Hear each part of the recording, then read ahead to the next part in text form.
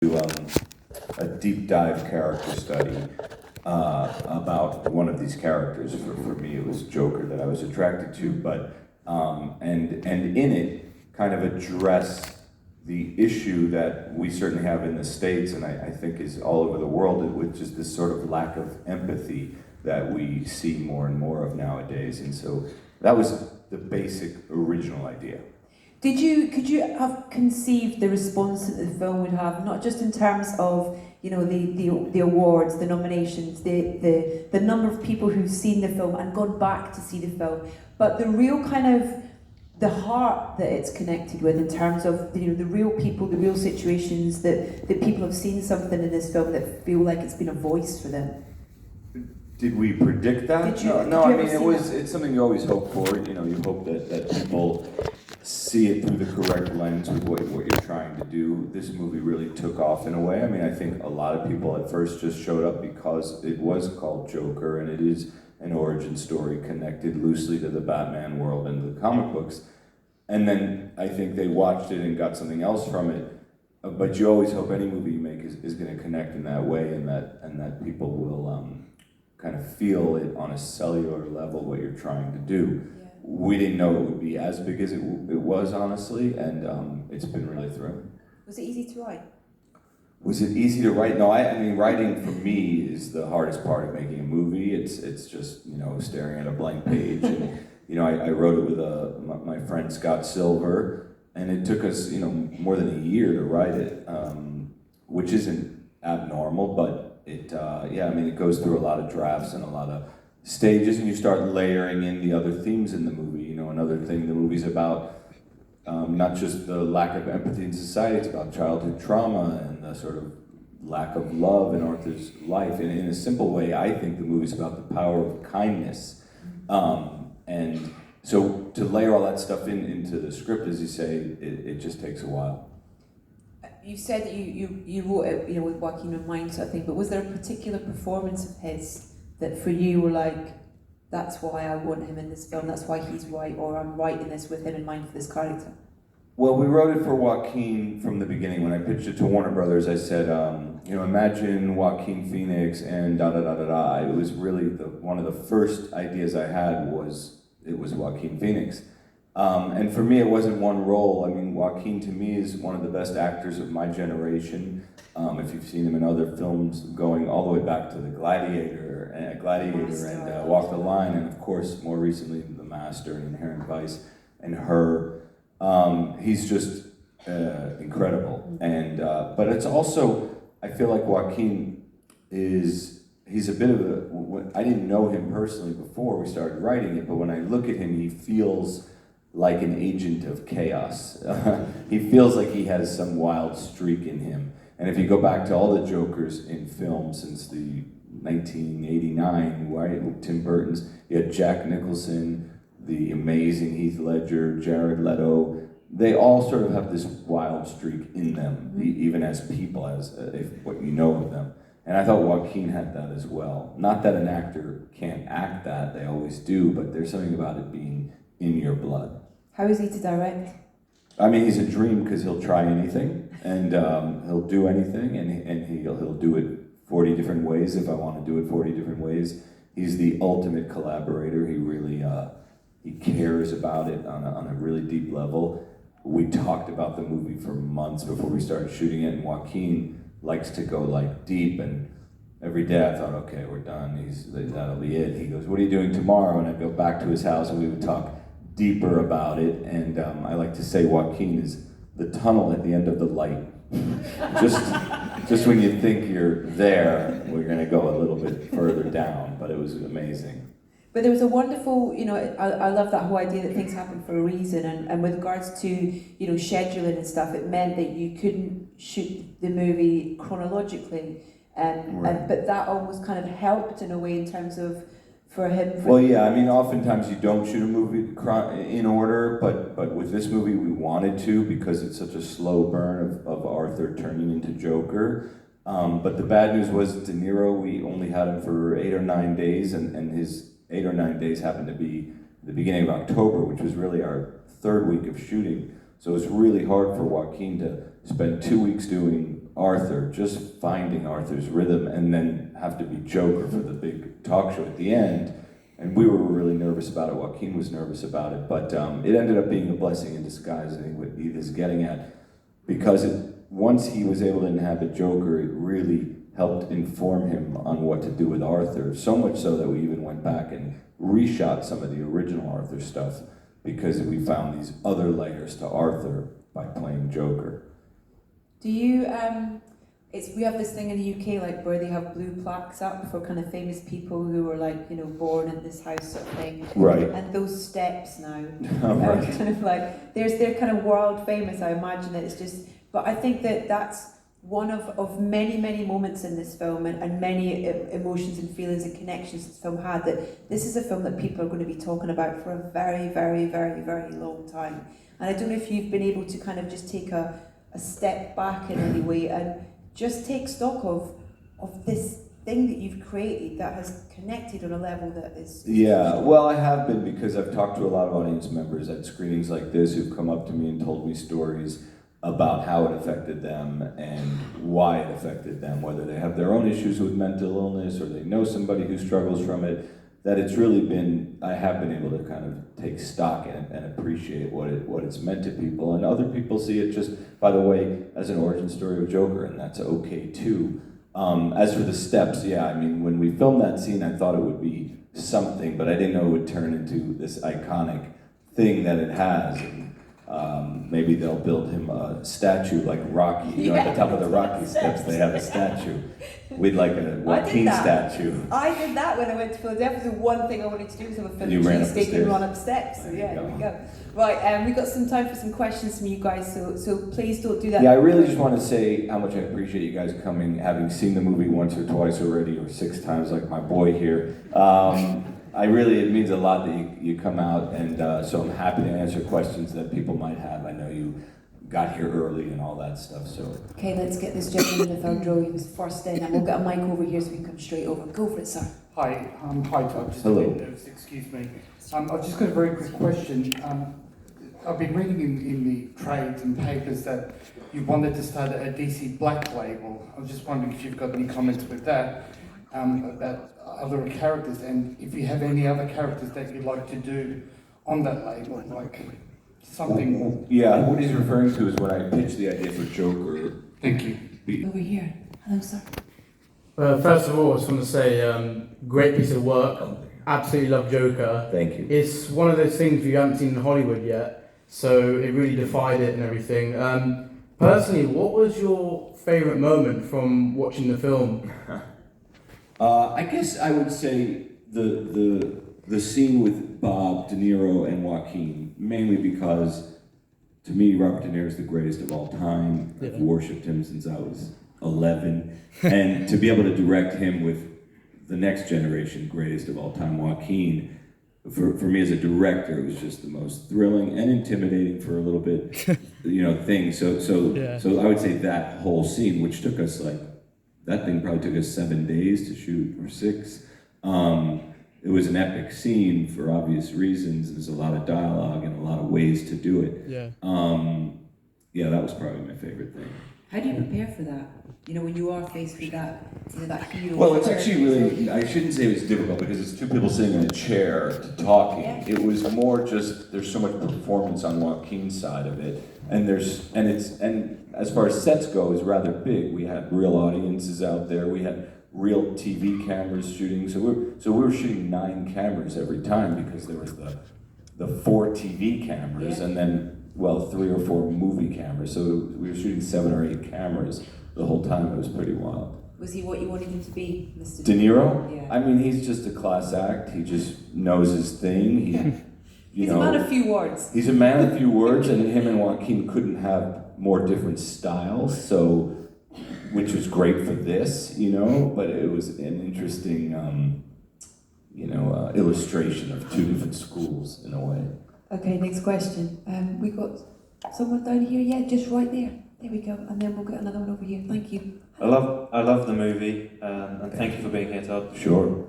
My question's around the creative process. Did you have moments of doubt from idea generation, I believe, back in 2016? Yeah. All the way through until Until now, post-production. still Yeah. doubting. How do you work through those moments of doubts? Like, how are you going to pull this off? I mean, you did, but Yeah, how do you no, move through that? it's a great Thank question. Are you. you a writer? Yeah. Yeah, it's a great question. As a writer, you're always faced with moments of doubt. And when we were making it, I mean, Joaquin and I had many conversations where we thought, this is going to end our careers. So the moments of doubt just go the whole time. The way I get through it is because this is now my 10th movie, and I've been there before, and I've had that. You just have to kind of power through it and stay singular in your vision, but remain collaborative. I'm speaking now as a director in the process. But I do think all a director ultimately is a purveyor of tone and their point of view. So as long as you kind of stick to what that original thing was that got you excited, even though you have 14 trucks parked up the street and 300 crew members, you just can't, it's too late to doubt it. The train has left the station, so to speak. We've got someone right down the front there in the corner. We'll come to you. Hello. Just come in with a microphone. There we go. Hi, Todd Phillips. Hello. How are you? Great. I am a huge fan of yours. Thank you. Can I be your friend? Wait, this is not how Q&As are. You have to have a We've got question. limited time, so Todd Phillips. Yeah. Which movie did you like directing the most? Which movie did I like directing the most? Wait, I have three options for you. Oh. Did you like directing the Hangover franchise? Uh-huh. Or Project X? Yeah. Or The Joker? Well, of those that you listed, I didn't even direct Project X. I was a producer. But of the ones you listed, I would say Joker. I would say Joker because the ability to work with one actor was very different for me. I'd made movies about groups of people before, and the idea to go really deep with one actor, particularly Joaquin, was really something special. Okay, can I thank you. Let's We've do got to get another. some other questions, sorry.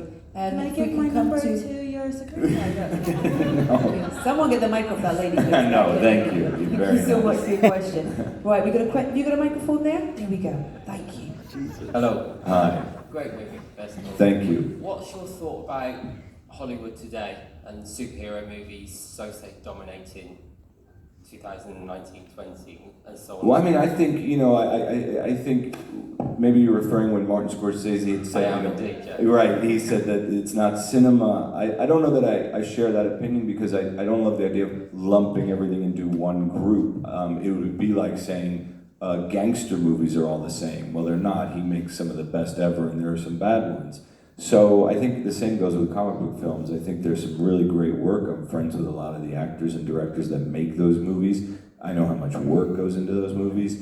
So I think it's on a case-by-case basis, but I do think there's some really interesting stuff being done, acting-wise, story-wise, technically, in comic book films that can't really be ignored. Thank you. If we can go up to the back a bit, let's get to the Joker first down the front, and then we'll come up to the back. Joker, This better be a that's good quite- one. This could be. This is about to get worse before it gets better. Here we go. I'm kidding. No pressure. No, go. Yeah, before I ask a question, can I ask you something? When Yeah. you bring me out, will you introduce me to Joker? No, basically, going back to what you were saying about, they've got all these Suicide Squad, our DC movies, everything. Because this, you didn't expect it, as you said. It was a success. Please tell me there's going to be a part 2. So he's asking about it. I don't know if you guys can hear the questions up there. Can you? Okay, yeah, he's asking about a sequel. They can hear it. Okay, and the truth is, what Joaquin and I love about this movie is how it connected thematically. The things we were trying to do really resonated. I'm talking about the underneath. I joke. I say this. Everybody wants to talk about the spark, but this movie's really about the powder, and I think that's what made people connect. If we were able to find another theme that resonated in the same way, that didn't feel forced, we would very much be interested in exploring another one. I know Joaquin thinks there's a ton of exploration to be done with Joker. I know I love it too and love working with him, but we haven't really sat down and figured that out and talked about it.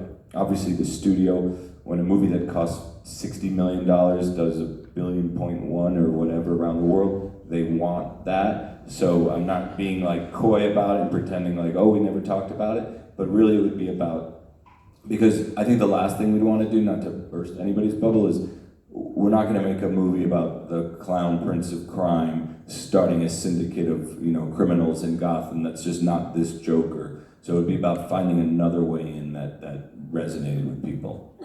Thank you for your question. Okay, let's head up to the back a bit and get some hands. If you guys could just find someone and get a mic. Yeah, just that'd pick be great. anybody. Go for it. Just get a mic and then tell me where they are. Here we Yeah, go. I Go. Go. Hey, so Yeah. amazing movie. Thank you. Given Arthur's age in the movie and the loose link to Bruce Wayne and his age, Yeah. that clearly means when Bruce grows old, that's not the Joker he's fighting. Right. I got the impression you were trying to say Joker was a movement, not a person. Is that what you're aiming at? Not really. I mean, I think, again, in our this is a different universe. This is our own version of Gotham, our own version of Joker, and in our version, you know, this Joker's 35 years old, and that kid's 12, and when that kid's 25, our guy's 45 or 47. I don't know, I can't do all that math so quick.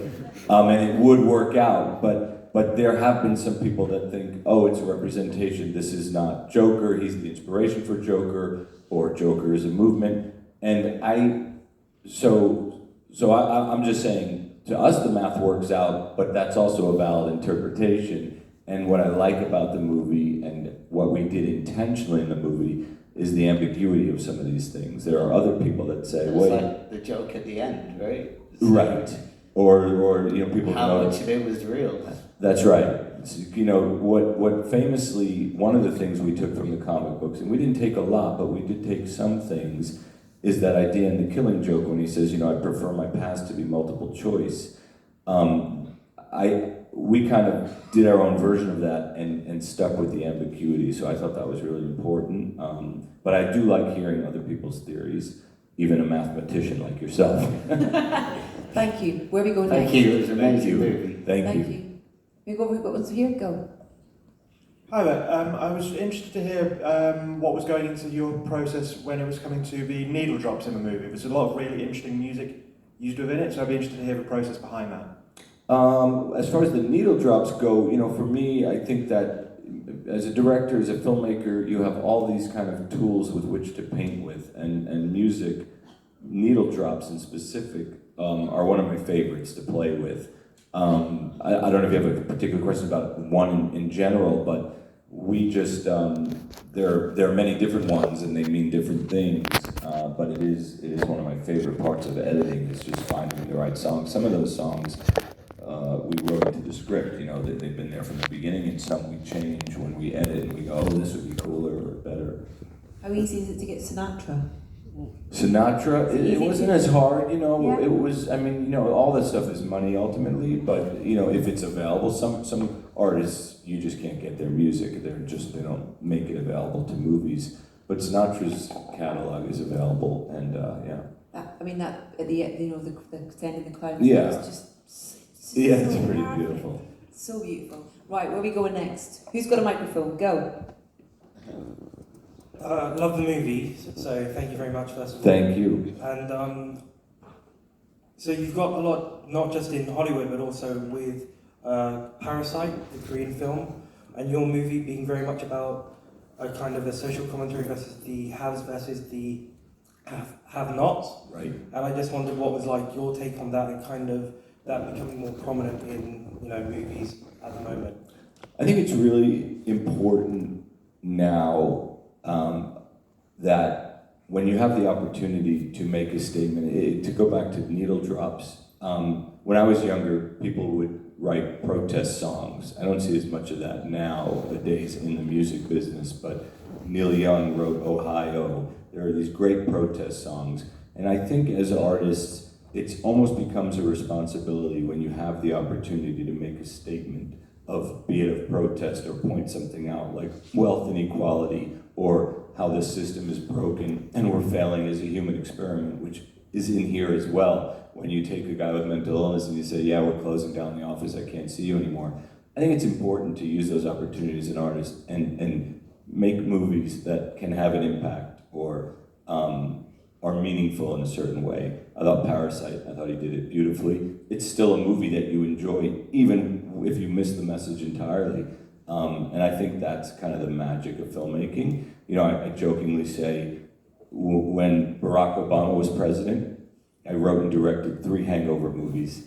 And then everything changed, and then we got Donald Trump, and we went off and wrote and directed Joker. And it's very much a statement of movies tend to be a mirror for what's going on in the world, and so, yeah. Right. Okay, we got a microphone over here. There's a lady back there. There's a gentleman there. This gentleman there, great. Who's got a microphone? Hi there. Hello. Hi. I thought it was an amazing piece of art. I just wondered, I was getting some vibes of kind of Taxi Driver and King of Comedy. So with that in mind, was it kind of important for you to get De Niro as that? Did you have that in mind at all? We definitely had it in mind. Early on, we talked a lot about not just those 2 movies, and people bring those up a lot, but the movies of that time. It was really about the films of the 70s and early 80s that I grew up loving. It was Sidney Lumet, it's Milos Forman, One Flew Over the Cuckoo's Nest, it's certainly Marty, Network, Sidney Lumet. There's a ton of movies, there's even a little Death Wish in there. These are movies that are in my DNA from just watching them my whole life. The De Niro thing, though, is definitely, the idea of De Niro definitely came up because if you've seen King of Comedy, he plays Rupert Pupkin and da-da-da. So when we went to Bob, I said, "Will you read this?" He said, it's definitely inspired by a little bit by King of Comedy. He read it, he got it, and didn't really see it as much as maybe you or I did. It didn't seem cute to him in that way. It just seemed like, yeah, okay, I get it. And he kind of took the part because it's the exact opposite of who Bob is. If you've known Bob or ever seen him on a talk show, he's a man of few words, as Edith said. So I think he was exercising a different muscle in it. But yeah, there's a lot of things that we were inspired by going back to a silent film called The Man Who Laughs from 1929. Yeah. 100 years old, that's crazy that's something that's... The movie. Yeah, it's true. I just quickly, I've got a quick question before we come to you. Just in terms of the colours of the film as well, it feels like you almost created like new colours, a new palette in terms of filming, because it's such a sensual thing that the colours evoke and make you feel as a film fan. But it's such an important part of the film, I think, as well. Was that an easy thing to create? Well, no, I mean, it wasn't easy, but it's something we talk about a lot in all movies, and I think all directors do, is sort of the palette with which the movie's going to live in. We wanted it to feel, again, very of its time. When I say 70s, when they would use, we use a lot of sodium vapor lightings in the subway, which are those orange lights that you don't see as much anymore. So things like that subtly just tell you it's not now. So okay. Go ahead. Hi, Todd. Hello. I thought the film was really good, a great piece of art, and I just want to say, I know prior to the film there was a minor bit of controversy surrounding it because of what people thought the film would portray, and I just want to ask, what did you make of that, and do you think it helped the film in terms of its success? I don't know that it helped the movie, honestly. It was, to us, very disconcerting. The movie became painted with a brush that the violence in it was irresponsible, which I couldn't disagree with more. I actually think the violence that is in the movie is oddly responsible because it's horrific and feels real, just like violence is. I would argue that, other movies where violence is celebrated is much more irresponsible, so I don't know why suddenly we got painted with that brush. I think the movie is divisive. It's certainly unintentionally divisive on our part. We didn't set out to make a film that's divisive, but I do believe in these times right now, everything is divisive, so I didn't want to take it too personally. But it was a bummer for us. I don't know. You'd have to tell me if it helped. Did it help you? Is that what got you to go to the movie? I'm not sure if it helped. I mean, it got me more interested. Okay, good. So it helped a little. Yeah. Yeah, that's interesting. But it's the idea that people were writing comment pieces about, don't see this film, kind of thing. Well, there I've was that. There was police at every theater. When I was in New York on opening night, they had literally cops parked outside of every theater with guns, and you couldn't come dressed in Joker masks or costume at all. I mean, it was a little bit. So I kept worrying it was going to scare people away a little bit because there was this threat level when there was no credible threat ever really reported. It just became a thing. Yeah, So it was frustrating. You've seen the movie as well. Right, we go in there, and there's a lady right over the end there as well. If we can get to that side as well. Once we've got anyone up here?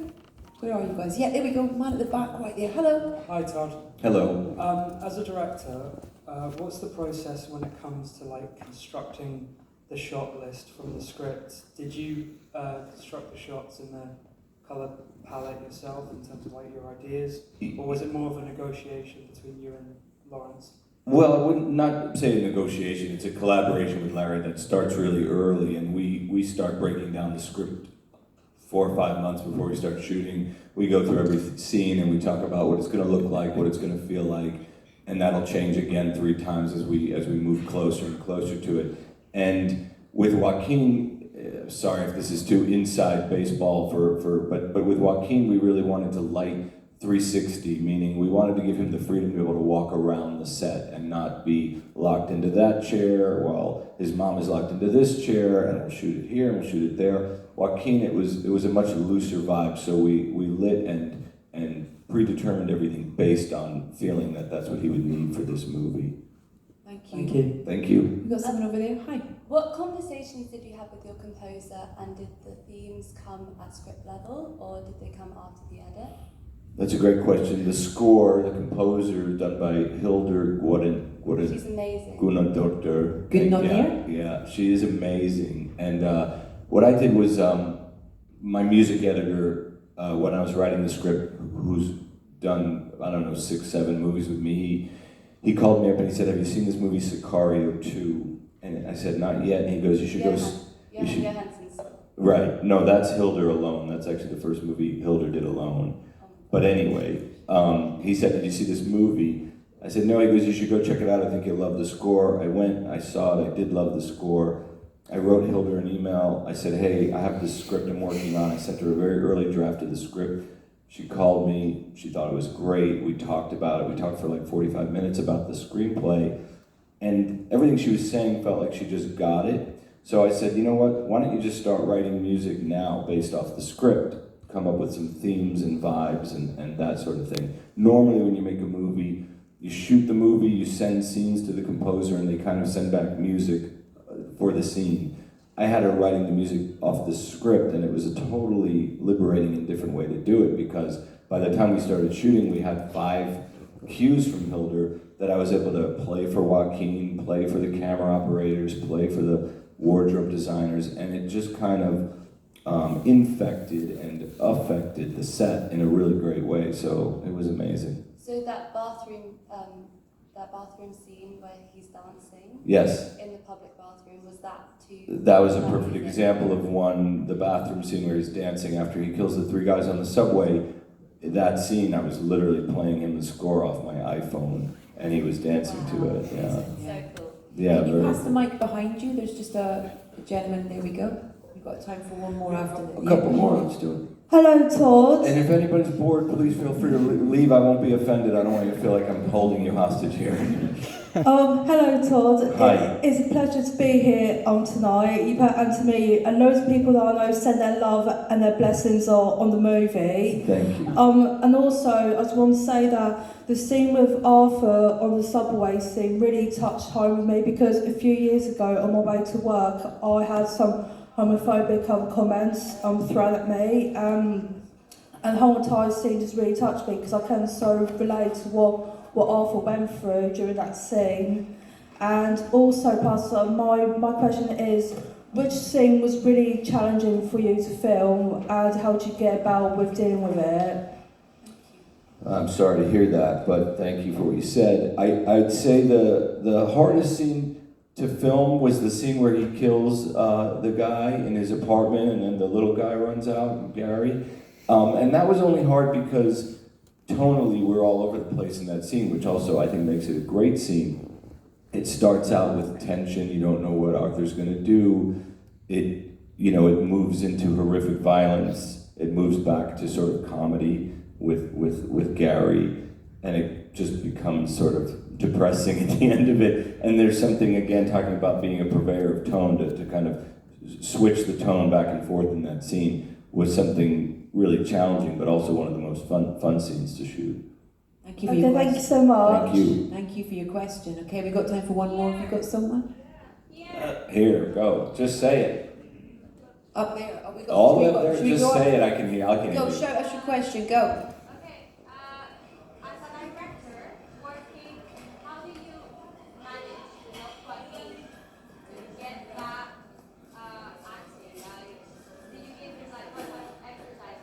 Okay, she asked the role of the director essentially. How did I help Joaquin get to the place he has to get? That's a much longer answer, but it's really the whole job of being a director. Honestly, it's not one word or one thing. It was, as I said, like 4 months of conversations about really dissecting Arthur and then Joker and talking about motivations and talking about inspirations for Arthur. So it's a hard thing to distill down to a short answer, but it's ultimately what you do as a director is you're there as a sounding board, you're there as support, you're there as another eye, and you're kind of there protecting the tone of what you wrote. But it's a lot of things, really. Ladies and gentlemen, we're running out of time, sort of thing. So we've got to say thank you so much for being here. Thank you, tonight. guys. Great question. Huge round of applause for Joaquin for taking the time to come tonight. Thank you. Good luck next Sunday. Oh yeah. Yeah, we're back here next Sunday at the Baptist. A safe journey home, everybody. Thank you so much. Take care.